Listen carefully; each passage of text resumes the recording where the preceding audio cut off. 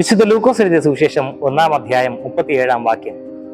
മറിയയോട് Gabriel ദൂതൻ പറയുന്നു, ദൈവത്തിന് ഒരു കാര്യവും അസാധ്യമല്ലല്ലോ. തീർച്ചയായും ഇത് നമ്മോടുള്ള ദൈവത്തിന്റെ വാഗ്ദത്തമാണ്. ദൈവത്തിന് ഒരു കാര്യവും അസാധ്യമായിട്ടില്ല. പ്രിയമുള്ളവരെ, ഈ ലോകത്തിൽ നാം ജീവിക്കുമ്പോൾ ഭൗതികമായും ആത്മീകമായും പല ആവശ്യങ്ങൾക്ക് വേണ്ടി നാം ഞെരുങ്ങുന്നുണ്ട്.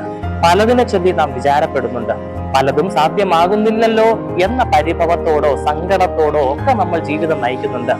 ഈ ഒരു ജീവിതയാത്രയിൽ ദൈവം നമ്മെ ധൈര്യപ്പെടുത്തി നമ്മോട് പറയുന്ന ഒരു വാചകമാണ്, കർത്താവിന്റെ വാഗ്ദത്തമാണ്, ദൈവത്തിന് ഒരു കാര്യവും അസാധ്യമല്ലല്ലോ.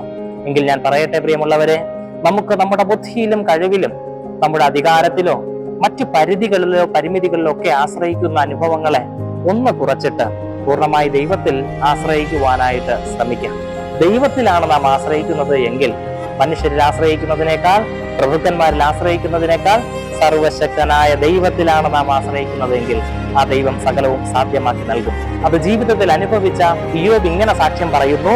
ഇയ്യോബിന്റെ പുസ്തകം 42-ാം വാക്യം, ദൈവമേ, അങ്ങേക്ക് സകലവും കഴിയുമെന്നും നിന്റെ ഉദ്ദേശമൊന്നും അസാധ്യമല്ലെന്നും ഞാൻ അറിയുന്നു.